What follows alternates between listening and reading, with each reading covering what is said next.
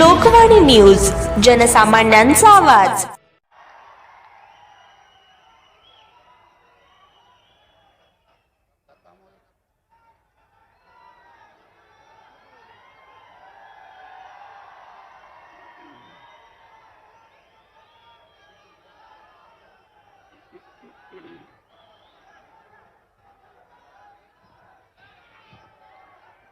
सबसे पहले छत्रपति शिवाजी महाराज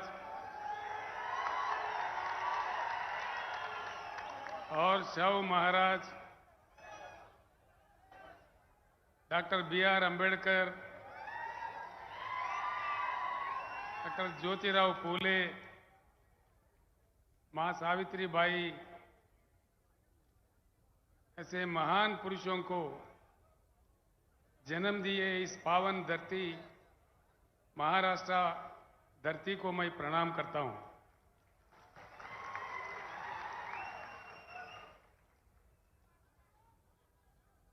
मंच पर उपस्थित नेतागण, महाराष्ट्र और तेलंगाना आज इस पक्ष प्रवेश सभा में आए हुए भाइयों, बहनों, पत्रकार मित्रों, मैं आप सभी को प्रणाम करता हूं।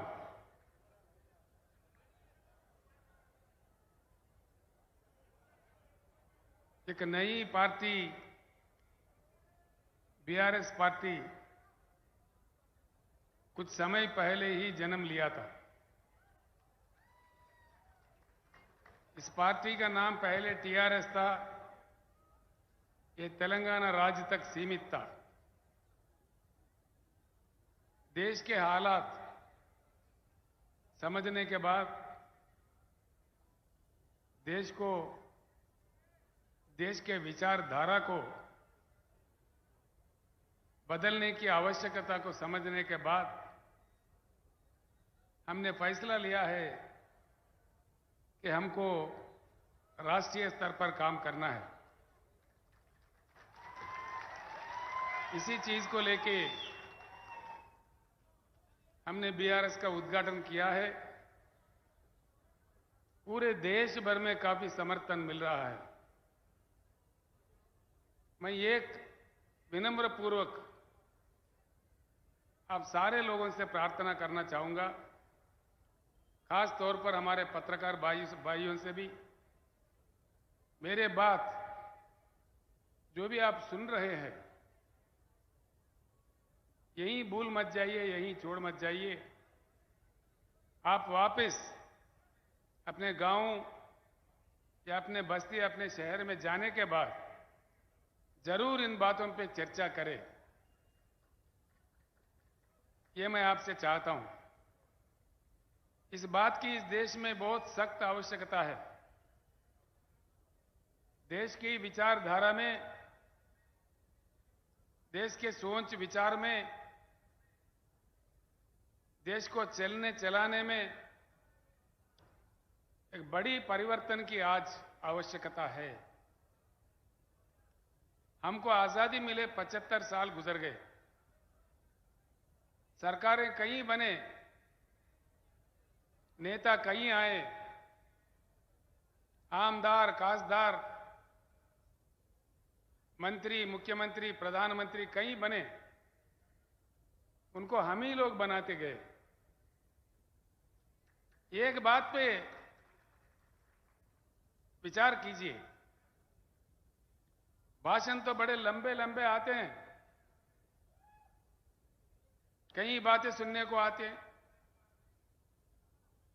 सिंपल बात है, सिंपल बात, ये कोई रॉकेट साइंस नहीं है। मैं जो बात आपके सामने रखना चाह रहा हूं, ये कोई रॉकेट वाला मामला नहीं है, बड़ा साइंस कुछ भी नहीं है इसमें, मामूली बात है। 75 साल के आजादी के बाद इतने मुख्यमंत्री, इतने पार्टियां, इतने सरकारें, इतने प्रधानमंत्री बनने के बाद आज देश में ना पीने को पानी मिलता है, ना सिंचाई को पानी मिलता है, ना बिजली मिलता है। ये क्या दिया नहीं जा सकता? ये है, उसकी इन चीजों की उपलब्धि नहीं है? चक्कर क्या है? इस चीज को समझना है। हम समझ के भी ना समझ नहीं रहना चाहिए। एक बार समझ में आया तो एकजुट होना चाहिए। मेरा इतना ही बात है। आज के समय बड़ा दुख होता है, महाराष्ट्र राज्य में सबसे ज्यादा किसान आत्महत्या कर रहे हैं। क्या कारण है? क्या बात है? दया करके सोचिए। आत्महत्या कोई भी इंसान कब करता है? सारे ही रास्ते बंद होने के बाद मजबूरी हालत में, बड़ी आक्रोशित परिस्थिति में कितना उनका आत्मा घोषण करता होगा, कितना दुख होता होगा। अपने प्रियजनों को, अपने बच्चों को, अपने परिवार को छोड़ के किसी किसान आत्महत्या कर रहा है। क्यों करता है? देश को अन्नदान देने वाला अन्नदाता, दिन रात लगातार काम करके अपने खून पसीना बहा के देश को जीवन दान देने वाला अन्नदाता क्यों आत्महत्या करने पे मजबूर है इस देश में? क्या चक्कर है इसके पीछे? ये सोचने की बात है। अब इससे बुराई और क्या हो सकता है? एक तरफ हमारे किसान मर रहे, रंग बिरंगी झंडे, भाषण देखो, माइक पड़ जाता है, घंटों पर भाषण, असेंबली में भाषण, पार्लियामेंट में भाषण। लेकिन किसानों के जो प्रेत, धान के जगह जो प्रेत उग रहे हैं किसानों के खेत में, इसमें रुकावट नहीं आ रही है।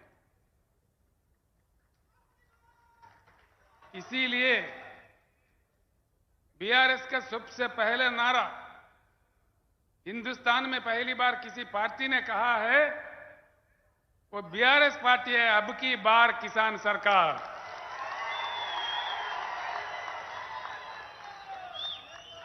अब की बार, मुझे सुनने नहीं दे रहे, अब की बार।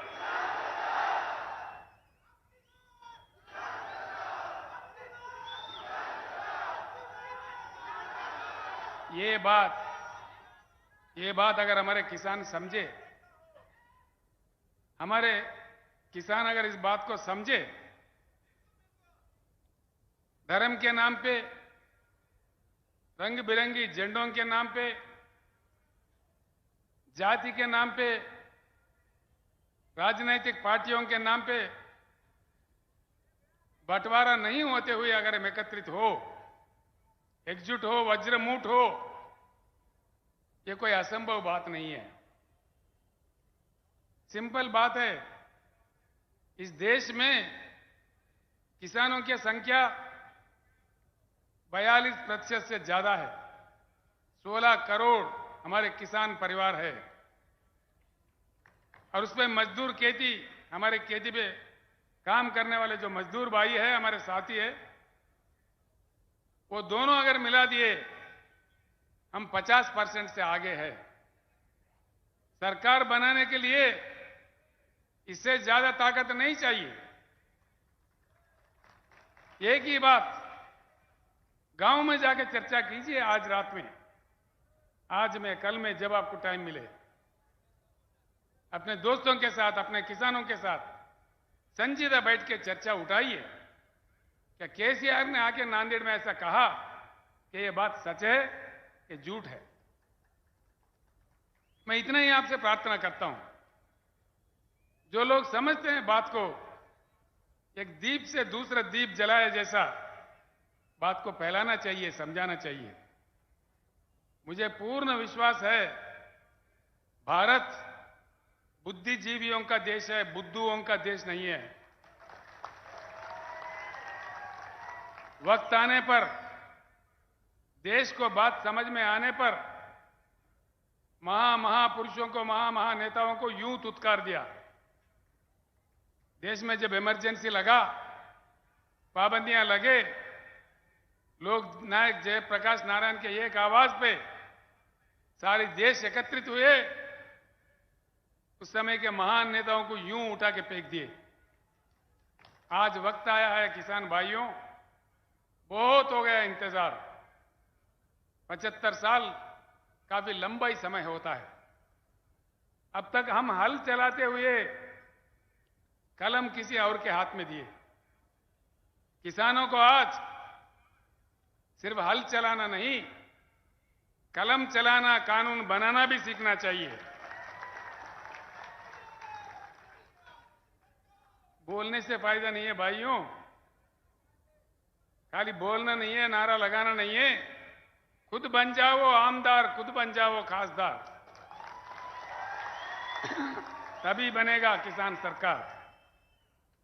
ये चेतना अगर आ गया, मैं एक बात आपके सामने रखता हूं।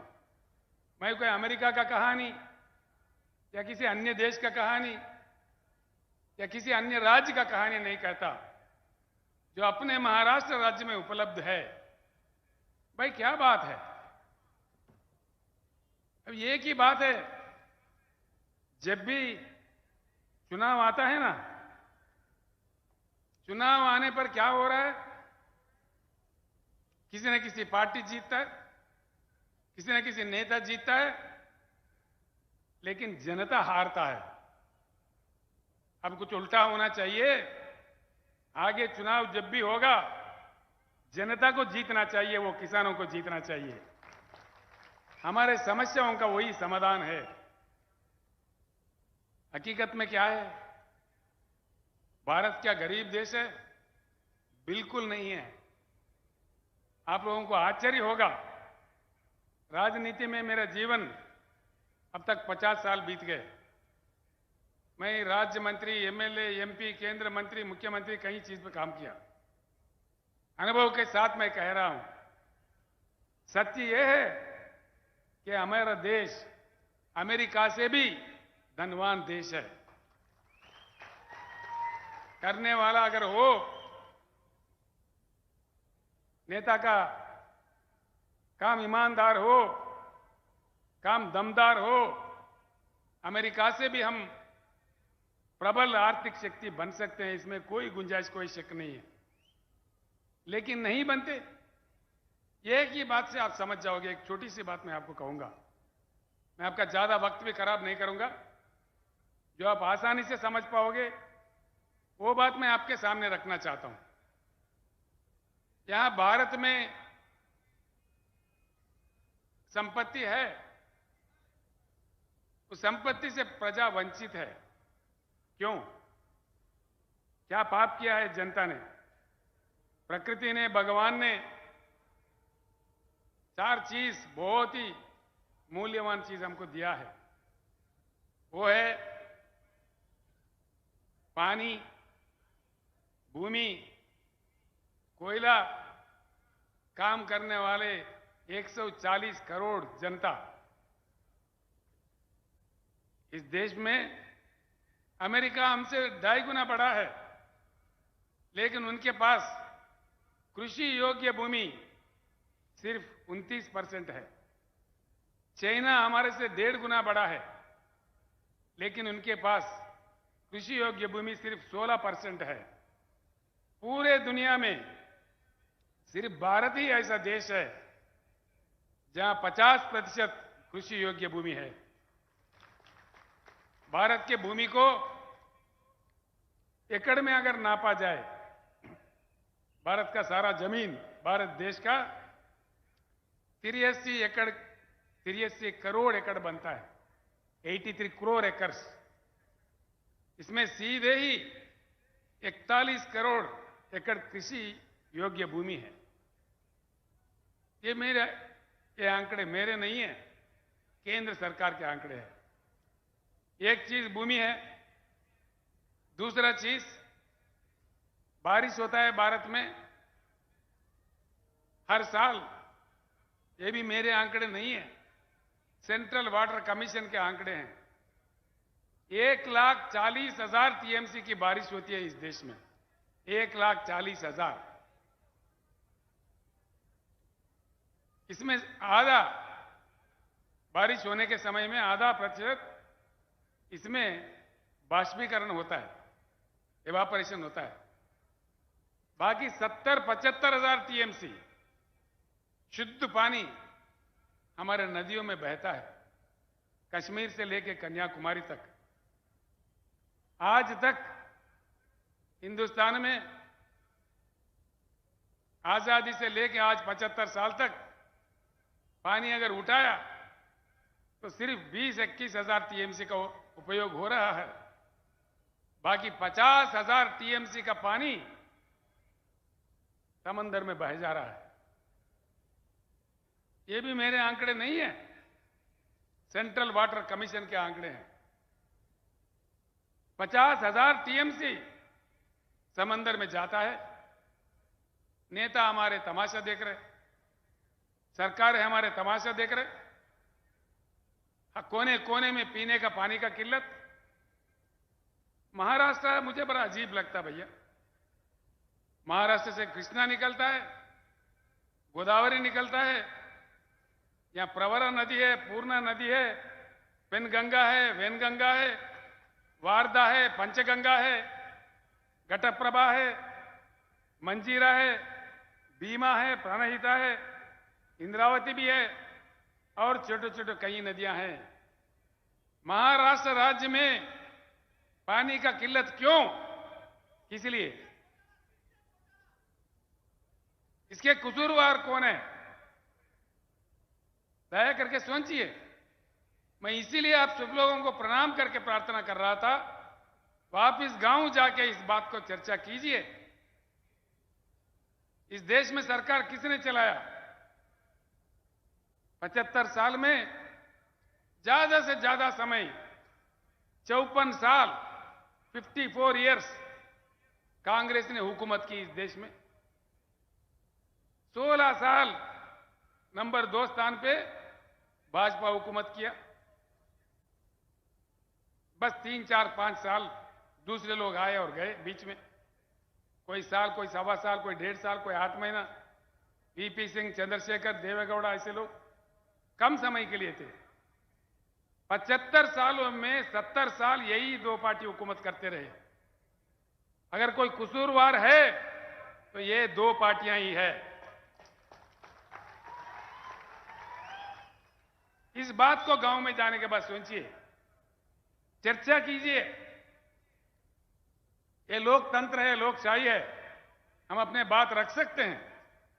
हमारे संविधान इतना अधिकार हमें दिया है कि हम किसी के व्यक्ति के ऊपर निंदा नहीं कर रहे हैं।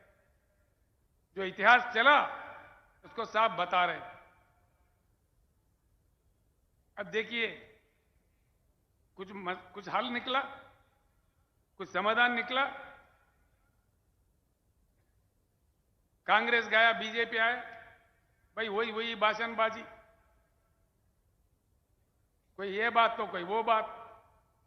तू कितना मैं कितना, तू कितना का आया मैं कितना का आया, तेरा वो घोटाला तो मेरा ये घोटाला, तेरा अंबानी तो मेरा अदानी।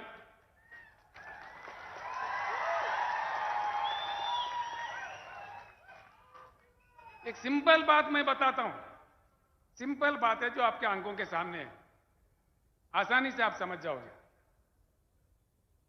माननीय मोदी जी जैसे प्रधानमंत्री बने, उनका एक बड़ा गंभीर स्कीम था, make in India. Make in India joke in India बन गए। क्या किधर गया भाई make in India? Make in India काम करता तो हर शहर में, भारत के हर छोटे छोटे शहर में चाइना बाजार लगता है। पतंगों का मांझा चाइना से आता है।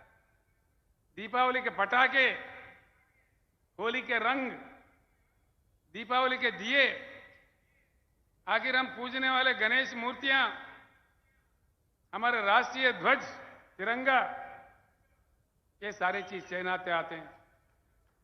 भाई घरे घर, गांव गांव, गली गली चाइना बाजार लग रहा है, तो कहां गया मेक इन इंडिया? चाइना बाजार क्यों लगता? भारत बाजार लगना चाहिए ना। बस ये बात सच है। नांदेड़ में कितना चाइना बाजार है गिन लीजिए। आप परमनी में जाओ, अकोला में जाओ, कहीं भी जाओ, सारे ही देश में, आप उत्तर प्रदेश जाओ, तमिलनाडु जाओ, तेलंगाना जाओ, आंध्रा जाओ, हर शहर में छोटे बड़े सब में चाइना बाजार लग रहा है। ये क्या हो रहा है देश में? कब तक ये बात चलते रहेंगे? ईमान से सोचिए, दिल से सोचिए। मैं इसलिए बार बार आपसे कह रहा हूं, मेरे बातों को सुन के यूं मत छोड़ दीजिए। मैं आपका भाई हूं, आपका बेटा हूं। मैं दुख दर्द से ये बात कह रहा हूं। ये बात जरूर सोचिए, चर्चा कीजिए। ऐसे ही 2-3 बात और बताने हैं। इस देश में 50,000 टीएमसी पानी जा रहा है। ना हमको पीने का पानी मिलता, ना सिंचाई का पानी मिलता, ना बिजली मिलता। फिर क्या मिलता भाई? भाषण मिलेगा, मन की बात, ये बात, वो बात। कब तक मिलेगा? हमारे मरते दम तक। मरी तो रहे हैं। तो इस बात पे बहुत सीरियस तरीके से आप लोगों को, खास तौर पर किसान भाइयों को, किसान घर के महिलाओं को, हमारे युवा लोगों को, हमारे पढ़े लिखे लोगों को, हमारे वकील साहब लोगों को, हमारे टीचर्स, लेक्चरर्स जो बुद्धिजीवी है, जो लेखक, कवि, गायक है, सारे लोगों को मैं सर झुका के प्रणाम करके इस पावन धरती, महाराष्ट्र के पावन धरती से विनय पूर्वक विनम्र करता हूं, दया करके इस बात पे सोचिए। ये कोई राजनीति नहीं है, हमारे जीवन और मृत्यु की सवाल है, जिंदगी और मौत की सवाल है। कब तक मरते रहेंगे? क्यों मरना भाई? क्या हमारी किस्मत यही है? हम आत्महत्या करने के लिए पैदा हुए? और तो और देखिए, मैं आपको एक बात बताता हूं। 2-3 बातें हैं, अब बड़ी आसानी से समझ सकेंगे। महाराष्ट्र में नदियां इतने सारे हैं, देश में तो और कई हैं। जैसा मैंने कहा आपको, मैं यहां से, यहां के बाद पत्रकारों के पास काफी मटेरियल दूंगा आज। कल पूरे टीवी में, अखबार में भी आ जाएगा, वो भी पढ़ लीजिए। कुछ बातें अभी रखता हूं मैं, बाकी बहुत सारे चीज जो स्टैटिस्टिक्स है, ऐसी आम सभाओं में जो नहीं कहा जा सकता, वो आज मैं पत्रकारों के इसमें गोष्ठी में मैं बताने वाला हूं। कल जरूर दया करके अखबार भी पढ़िए, लोकमत पढ़िए, देशोन्नति पढ़िए, जो पत्र आपके पास आते हैं वो पढ़िए। एक बात सुनिए, दुनिया का सबसे बड़ा रिजर्वायर, पानी का रिजर्वायर है, हमसे बहुत छोटा देश में, जिम्बाब्वे देश में है। उसका स्टोरेज कैपेसिटी, उसकी क्षमता है 6,500 टीएमसी, 6,533 टीएमसी। सबसे दुनिया का बड़ा ये रिजर्वायर है। इसी प्रकार के नाइलू नदी पे, रशिया में अंगारा नदी पे, चाइना में एंगजी नदी पे, अमेरिका में कोलोराडो नदी पे, किसी अन्य देशों में, अन्य नदियों पे 1000, 1500, 2000, 3000, 4000, 5000 टीएमसी के रिजर्वायर्स बन चुके हैं। इतना विशाल भारत, इतनी विशाल जनता, जहां सूखा भी पड़ता है, जहां बाढ़ से भी प्रभावित होता है, ऐसे क्या कम से कम 3-4 रिजर्वायर नहीं होना चाहिए? होना चाहिए कि नहीं होना चाहिए? सुनने में नहीं आ रहा है। होना चाहिए। ऐसे बड़े बड़े रिजर्वायर बनना चाहिए। फिर क्यों हमारे सरकार चुप बैठे हैं? मतलब ये नहीं बनते और उल्टा चक्कर क्या बनते? क्या बनते? ट्रिब्यूनल। भाई देखो, मैंने जैसा कहा, हिंदुस्तान की कृषि योग्य भूमि है 41 करोड़ एकड़। सरकार अगर सही है, ईमानदार है, पानी उठा के दे दे तो हिंदुस्तान के हर एकड़ में पानी जा सकता है, पानी दिया जा सकता है। ये पानी दिया जाए, नहीं दिया जाए? बोलिए, दिया जाए? समंदर में जाने के पानी लेके उठा के भूमि पे लाया जाए कि ऐसा ही छोड़ा जाए? आना चाहिए। उधर से वो नहीं बोल रहे, आना चाहिए पानी। जो चाह रहे हाथ उठाइए, आना चाहिए। तो मन तो साफ है, आना चाहिए। फिर कैसे आएगा? क्या ये सरकारों पे हम आशा कर सकते हैं? क्या ये बनाएंगे? ये तो ट्रिब्यूनल डालते हैं, ट्रिब्यूनल। 20, 25, 30 साल तक ट्रिब्यूनल का अवार्ड नहीं आता। उसके बाद कितने हमारे ऊपर लगा दिए, ग्रीन ट्रिब्यूनल, मट्टी ट्रिब्यूनल, एनवायरमेंट कमिटी, वो परमिशन नतीजा आए तक और 15 साल। उसके बाद फिर बजट, फिर पास करो, बनो प्रोजेक्ट, यानी कि तीसरा चौथा पीढ़ी में कोई पानी नहीं आएगा। 100 साल के बाद आएगा पानी। क्या ये सरकारें बनाएंगे? हम आशा कर सकते हैं? इसीलिए हमने कहा है, अब की बार किसान सरकार। किसान सरकार बना तभी ये बात संभव हो सकता है। किसान सरकार बने तो ही पानी समंदर में जाने से रुक जाके जमीन पे आ जाएगा। हमारे बीड जिले में आएगा जहां सूखा पड़ता है, हमारे जालना में आएगा, हमारे परभनी में आएगा, हमारे लातूर में आएगा, हमारे गढ़चिरौली में आएगा। हर जगह जहां पानी की किल्लत है वहां आ जाएगा। घरे घर में भरपूर पीने का शुद्ध पानी हमारे घरों में आएगा। भाइयों, मैं आपसे एक बात कहना चाहूंगा जरूर। मैं तेलंगाना का मुख्यमंत्री हूं। 8 साल पहले तेलंगाना भी आपसे बड़ा बुरा हाल में था। करंट नहीं मिलती थी, पता नहीं कब आता कब जाता, भगवान जाने। कई किसान हमारा मर रहे थे करंट मोटर लगाने रात में जाके। किसी को बिच्छू काटा, किसी को सांप काटा, किसी को शाक लग गया। पीने का पानी नहीं था, सिंचाई तो बोलना ही नहीं, सूखा ही सूखा था। आधा लोग पेट हाथ में लिए पलायन थे, देश भर में घूम के मजदूरी कर रहे थे। बड़ी किल्लत थी। 7-8 साल के कड़ी मेहनत से, आप लोग जानते हैं नांदेड़ जिले के भाइयों, जो कि तेलंगाना नांदेड़ के बीच में, महाराष्ट्र के बीच में रोटी बेटी का संबंध है। रोज आना जाना है। आपके लोग, लाखों लोग, हजारों लोग तेलंगाना में आते रहते हैं और तेलंगाना के भाई बंधु यहां भी आते हैं। आज 24 घंटा करंट मिलता है तेलंगाना में। किसानों को प्रकल्प से जो पानी देते हैं, पानी प्रकल्प से, प्रोजेक्ट से, कोई पानी पट्टी नहीं, फ्री में पानी देते हैं। किसानों को 24 घंटा उच्च गुणवत्ता वाला बिजली फ्री में देते हैं। कोई जाके, कोई माई का लाल का दम नहीं है किसान के पास जाके तुम्हारा कितना एचपी है, कितने मोटर है, क्या तुम्हारे 3 मोटर है, 2 मोटर है, लगाओ 50 मोटर भी लगाओ, कोई पूछने वाला नहीं है। कोई पूछने वाला नहीं है। आप जाइए, आप लोग आइए, मैं आपको आह्वानित करता हूं। 4 कदम यहीं आप आदिलाबाद आके देख सकते हैं। और किसानों को हमने 100%, मराठी भाषा में 100% कहते हो,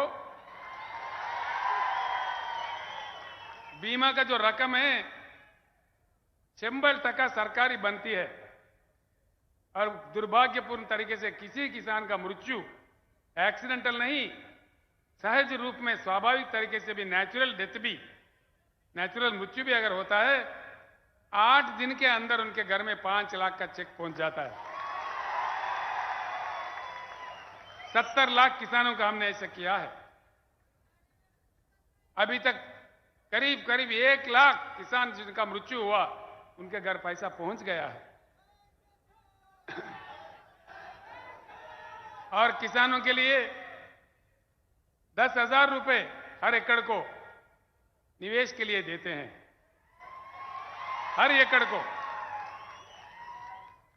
और खरीदारी दान जितना भी उगता है पूरा पैदावारी 7,000 हमने परचेजिंग सेंटर खोला है, सारा का सारा दान सरकार ही खरीदता है, पूरा एमएसपी देके। ये चीज जब तेलंगाना में संभव है तो महाराष्ट्र में क्यों नहीं, मध्य प्रदेश में क्यों नहीं, अन्य राज्यों में क्यों नहीं, पूरे भारत में क्यों नहीं? क्यों नहीं? नहीं इसलिए कि किसान सरकार नहीं तो ये सब कुछ नहीं। जहां किसान सरकार है वहां ये सब कुछ है। तो हम भी महाराष्ट्र में ये चाहेंगे या नहीं चाहेंगे? फिर बनाएंगे किसान सरकार? टंडा टंडा बोल रहे आप, बनाएंगे किसान सरकार? इसलिए मेरा आप लोगों से विनती है। दूसरी बात, ये पानी की कथा है, करंट का क्या चक्कर है भाई? आता ही नहीं है। क्यों नहीं आता? क्यों नहीं आता भाई? मैं एक बात कहता हूं, लिख लीजिए। इस देश में कोयला इतना है, 361 बिलियन डॉलर कोयला है हमारे पास। देखो हमारे वो करंट कर्मचारी है, लड़ेंगे लड़ेंगे। 361, हाँ काटन कपास के लोग हैं, बैठ जाओ भैया। 361 बिलियन टन्स का कोयला है।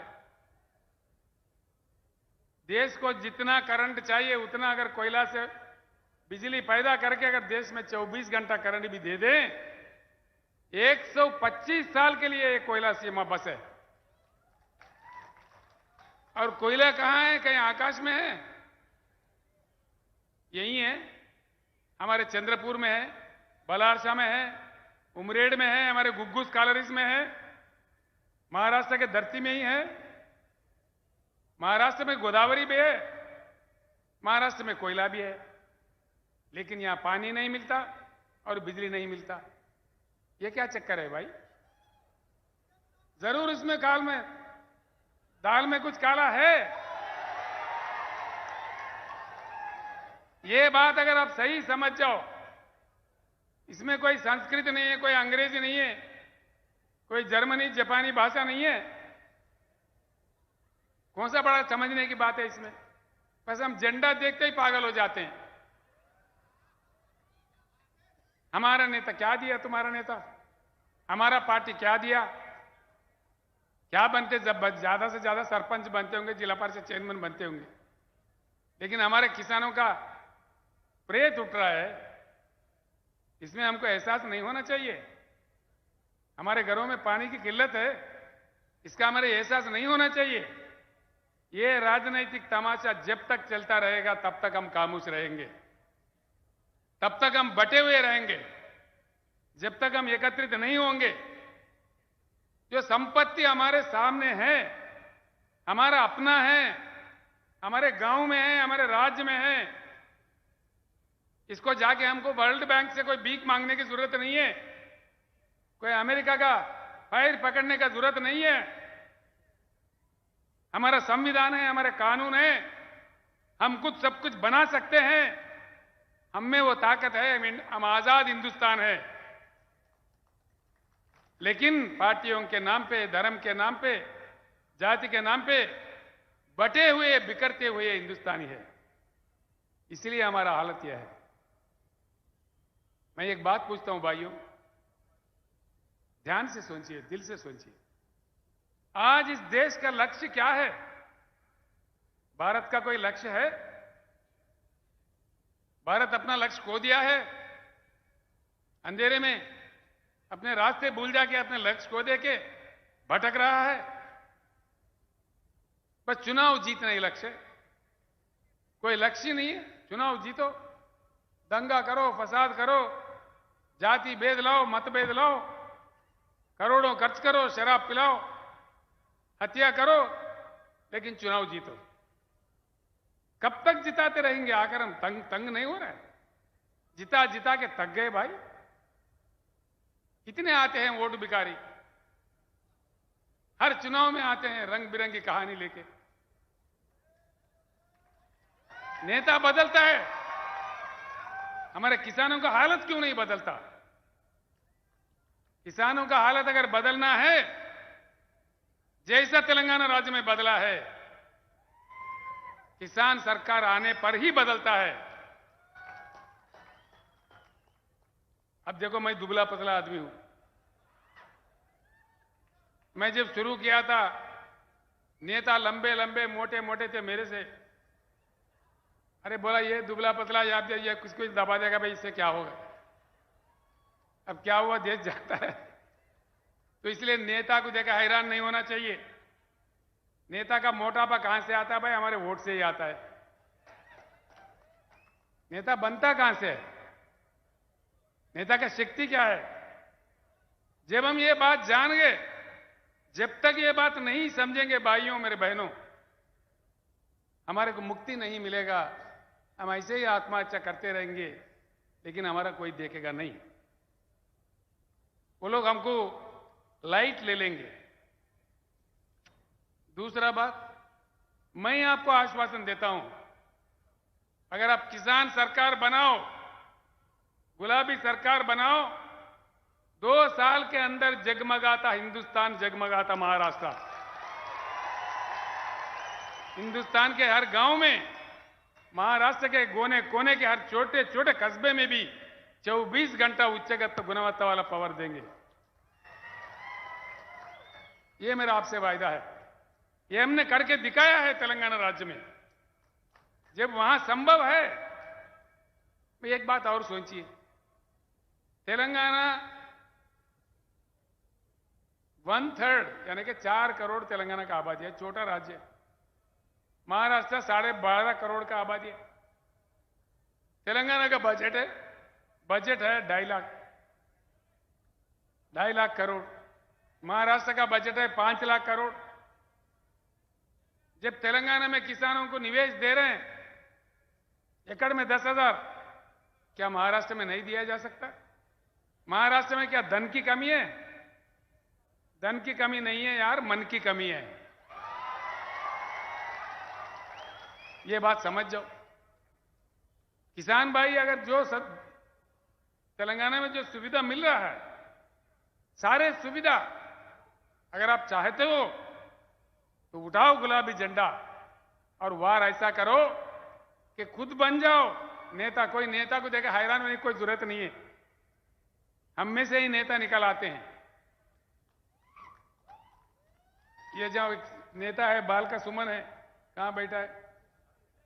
बाल का सुमन है, ये देखो कितना जवान है। ये कॉलेज में पढ़ रहा लड़का था, मेरे साथ जंग में आया था। कम से कम उम्र में ये पहली बार एमपी बन गया। उसके बाद 30 साल मेरा उम्र जब इनके 29 साल उम्र था एमपी बन गया। ये छोटा आदमी थे, विद्यार्थी थे। कहां से बनते हैं? हिम्मत है, ताकत है, लड़ते हैं, ईमानदारी की बात है। तो नेता को देखा हैरान होने की जरूरत नहीं, हम में से ही नेता को निकालना चाहिए। जब तक ये हम नहीं सीखेंगे तब तक हमारा कोई मतलब समाधान नहीं मिलेगा। ये बात मैं आपको समझा रहा हूं। 13 महीने भैया, अपमान का भी कोई हद होता है। कोई सीमा होता है। 13 महीने हमारे किसानों ने दिल्ली राजधानी पे धरना दिया। 750 किसानों का मृत्यु हुआ। एक शब्द प्रधानमंत्री के मुंह से, एक शब्द कम से कम, आंख से एक आंसू, क्या समझने चाहिए इसको? क्या हम इतना लाचार है किसान? इतना बेकार है? हम नहीं दिख रहे किसी को? 750 किसान मर गए। किसी ने पूछा प्रधानमंत्री जी कि इतने लोग मर गए, कुछ तो उनका सहायता करो। क्या वो मेरे लिए मरे क्या? प्रधानमंत्री खुद ऐसा कहता है तो देश का हालत क्या होता है? तो किसानों के लिए उनके दिल में कितना इज्जत है, सोचिए। मैं पहले ही कहा कि मैं किसी व्यक्ति के खिलाफ नहीं हूं। मैं अगर हूं, किसान के मददगार हूं, किसान के सपोर्टर हूं। मुझे किसी से कोई पंचायत नहीं है। मैं चाहता हूं दिलो दिमाग से कि इस देश में किसी भी कीमत पर किसानों का आत्महत्या रुक जाए, हिंदुस्तान के रिकॉर्ड में पानी आ जाए, 24 घंटा उच्च गुणवत्ता वाली फ्री करंट मिले, किसान के पैदावारी को पक्का अच्छा दाम मिले, उनका रक्षा हुए, उनका बीमा किया जाए। फसल बीमा, किसल बीमा, जो झूठे वादे, झूठे ड्रामा है, नहीं, सोचने की बात है। बहुत बड़े बड़े नेता है भाई। शर्म की बात है, उत्तर प्रदेश से, महाराष्ट्र से कई किसान नेता भी बोलते भाई हमको जाना है। कहीं को जा रहे हैं भाई? धरना करना है। कहां धरना करना है? शक्कर फैक्ट्री के सामने धरना करना है। हर साल करना है क्या? गन्ना खरीदते हैं, पैसे नहीं देते, 3 महीने, 6 महीने, कहीं तो देते भी नहीं है, दाम भी नहीं देते। क्या घोटाला है इसके पीछे? क्या हमारे सारे नेता इनसे मिले हुए हैं? या तो फिर केंद्र सरकार के पास, राज्यों के सरकारों के पास, चाहे उत्तर प्रदेश का हो चाहे महाराष्ट्र के, या हमारे संविधान में, हमारे कानून में इतनी कमजोरी है कि किसानों को पैसे भी नहीं दिला पाए? ये क्या चक्कर है? सरकार अगर समझता 24 घंटे के अंदर पैसे ना आ जाए किसान के चौखट पे, नहीं आएंगे? आएंगे क्या नहीं आएंगे? यानी कि क्यों नहीं आ रहे? सरकार नहीं समझ रहे, सीरियसली नहीं ले रहे। इसीलिए 13 महीने का धरना देखो, आज क्या हुआ? कुछ निकला समाधान? 13 महीने का धरना का कुछ समाधान निकला? कुछ नहीं, निकलेगा भी नहीं। इसीलिए कि वो समझ बैठे हैं किसान एकत्रित नहीं होंगे, किसान के पास बुद्धि नहीं है। एक बार एकत्रित होकर बना के बताइए। नांदेड़ भाइयों, महाराष्ट्र के अन्य जिला से आए हुए भाइयों, मैं आपसे विनम्र पूर्वक प्रार्थना करता हूं, आगामी जिला परिषद चुनाव में किसान अपने ताकत दिखा दे, महाराष्ट्र सरकार झुक के आपके पास आ जाएगी। एक बार तो दिखाओ कम से कम। सरकारों को सीधा उंगली से जब घी नहीं निकलता तो टेढ़ा उंगली से निकलना चाहिए। तो इसलिए मैं आपसे विनम्र पूर्वक विनती करता हूं, जब तक हम बिखरे हुए रहेंगे, बटे हुए रहेंगे, हम कुछ नहीं कर पाएंगे। इसीलिए मैं आपसे फिर एक बार अनुरोध करता हूं, कहीं अन्य समस्या भी है। हमने सिर्फ किसानों के लिए नहीं किया, तेलंगाना में हमारे बुनकर भी आत्महत्या कर रहे थे, मर रहे थे। आज उनको सिर्फ 50% में ही सारे उनके लिए प्रबंधन करते हैं, उनके जो सामान चाहिए होता है। हमारे धनगर जो बकरी पालते हैं, 75% सब्सिडी पे भारत में सबसे अधिक 7 लाख के ऊपर बकरी के यूनिट लाके उनको बांट दिए हैं। कलालों का हमने काम किया है, जो सेंधी के जाड़ों का रकम होता है उसको पूरा बर्खास्त कर दिया है। हर किसी को हमने काम किया है। करते करते जो मछुआरे हैं, मछली पकड़ते हैं, उनके लिए काफी हमने काम किया है। उनका भी आज कल्याण हो रहा है तेलंगाना में। फ्री में डालते हैं, पूरे सीट जितना भी है, आज वो भी खुश है। जो नाई है, जो हमारे कपड़े धोने वाले दो भी भाई है, उनके लिए भी 250 यूनिट तक का पावर फ्री में देते हैं। वो लोग भी थोड़ा इसको उपयोग कर रहे हैं। हर जिले में एक मेडिकल कॉलेज हमने कायम किया है। 1000 से ऊपर आवासीय विद्यालय हमने बनाए हैं तेलंगाना में। ये सारी चीज जब वहां हो सकता है, यहां भी जरूर होना चाहिए, हो जाएगा। अगर आप समझ गए तो यहां के नेताओं के चक्कर में झंडा में उलझे रहोगे, फंसे रहोगे, तो कोई काम नहीं बनेगा। तो इसीलिए मैं बार बार आपसे विनती कर रहा हूं, मैं जो भी कह रहा हूं, आगे पत्रकारों को मीटिंग में जो भी कहूंगा, उन बातों को जरूर सोचिए, गांव में चर्चा कीजिए। अगर मेरे बात सच है, मेरे बात में ईमान है, तो उठाइए गुलाबी झंडा, सरकार किसान का बनाइए, दम बताइए अपना, तब जाके समाधान मिल सकता है। आखिरकार दलित भाई, हमारे दलित वर्ग के लोग, पीड़ित वर्ग के लोग हैं, आदिवासी लोग भी है। दलित वर्ग के लोग कब तक रहेंगे ऐसा? इनके लिए भी तेलंगाना में अच्छा समाधान निकाला है। जो तेलंगाना दलित बंधु स्कीम है, हमारे पास 17.5 लाख दलित घराने हैं तेलंगाना में। उनको, हर फैमिली को वापस नहीं देने वाला, बिना किसी बैंक के झंझट के 100 के 100% सब्सिडी के रूप में 10 लाख रुपए हर घराने को देते हैं। वो जो काम कर सकता है, उनका कोई रोक दाग नहीं है। जो काम वो समझता है, कर सकता है, वो कर सकते हैं। तेलंगाना दलित बंधु आज पूरे हिंदुस्तान में मशहूर है। ऐसा ही भारतवर्ष में दलितों के साथ जो अन्याय हुआ, उनका भी पीड़ा चले जाना चाहिए, ये हमारा भारत समाज का फर्ज बनता है। तो इसीलिए हमने प्रतिज्ञा लिया है, शपथ लिया है, बीआरएस सरकार आ जाए तो हर दलित घराने को 10 लाख रुपए दिया जाएगा। हर साल 25 लाख दलित घराने को देश में दलित बंधु भी लागू किया जाएगा पूरे देश भर में। रैतु बंधु जो है, किसान बंधु स्कीम, वो भी हर जगह दिया जाएगा, हर राज्य में दिया जाएगा। भाइयों, इससे मैं एक ही बात आपको कहता हूं, मैं आपको कोई युद्ध करने के लिए नहीं कह रहा हूं, आपसे किसी से झगड़ने का, लड़ने के लिए नहीं कह रहा हूं। कोई धूप में, बारिश में आके जंग करो, मैदान करो, तलवार पकड़ो, ये बात मैं नहीं कहता। बस सिर्फ इतना करो कि बैठो, समझो, चर्चा करो, एकत्रित हो जाओ। हाँ, ऐसा उंगली से मारे तो मार नहीं लगेगा, मुट्ठी भर के पचकड़ मारो तो जबरदस्त मार लगेगा। उंगली बन के नहीं रहना है, मुट्ठी बन के रहना है। एकत्रित हो जाओ, अपने वोट अपने लिए इस्तेमाल करो, अपने वोट अपने लिए, अपना सरकार बने, तब जाके हमारा समाधान निकलता है।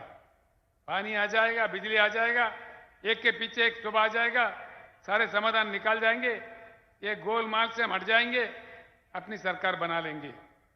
मैं आपसे नहीं, कई चीजें भाई क्या बोलते, मैं आपको कम बातों में कुछ बातें समझाने की कोशिश किया, काफी अन्य बातें भी है। किसानों पे मैं ज्यादा कहना चाह रहा था। इससे पहले हमारे धर्माबाद तालुके के बापूराव कदम जी, हमारे युवा मित्र गणेश कदम मेरे पास आए थे, काफी साल पहले से मेरे पास आ रहे हो। वो चाह रहे थे बार बार कि साहब आपकी आवाज महाराष्ट्र में आ जाए, नांदेड़ में आ जाए। मैं उनका शुक्रिया अदा करता हूं और आप तमाम लोगों का भी शुक्रिया अदा करता हूं। मुझे आशीर्वाद देने के लिए, जो इतनी भारी संख्या, मैंने सोचा भी नहीं था इतनी बड़ी तादाद में आप आओगे। इतनी बड़ी संख्या में आके जो आपने एकता बताई, जो प्यार मुझे दी, जो आशीर्वाद आपने दिया है, मैं दिल में रखूंगा, मैं भूल नहीं जाऊंगा। ये मेरा पहली सभा था महाराष्ट्र राज्य में। कुछ ही दिनों में भाइयों, बीआरएस का काम शुरू होगा। हमारे मानिक कदम जी जो किसानों के लिए जिंदगी भर लड़ते हैं, हमारे दशरथ सावंत काका अभी उनका 84 साल उम्र है, 84 ईयर्स। अभी भी वो किसानों के लिए तड़पते हैं। ये लोग तैयार किया है पूरा नक्शा। सिर्फ 8-10 दिन के अंदर हर गांव में बीआरएस की गाड़ी आ जाएगा, हर गांव में आ जाएगा। पूरे कमिटियां बनेंगे ताकत जुटाने के लिए, किसानों को एकत्रित करने के लिए। 10 दिन के अंदर, मात्र 10 दिन के अंदर पूरे गाड़ियां हर गांव में, मतलब यानी कि महाराष्ट्र राज्य में 288 असेंबली हल्के हैं, पूरे 288 गाड़ी एक साथ निकलेंगे।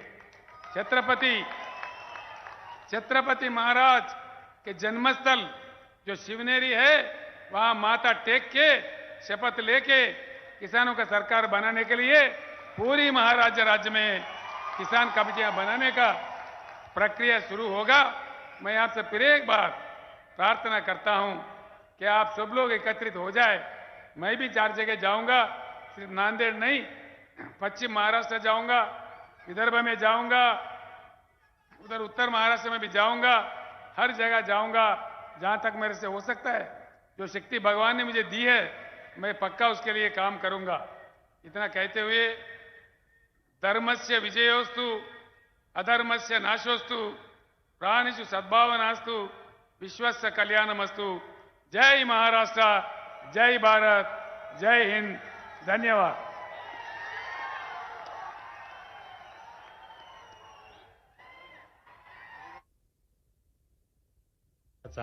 तसेच कड्या कपारीने आणि त्या आजच लोकवाणी न्यूज चॅनलला सबस्क्राईब करा.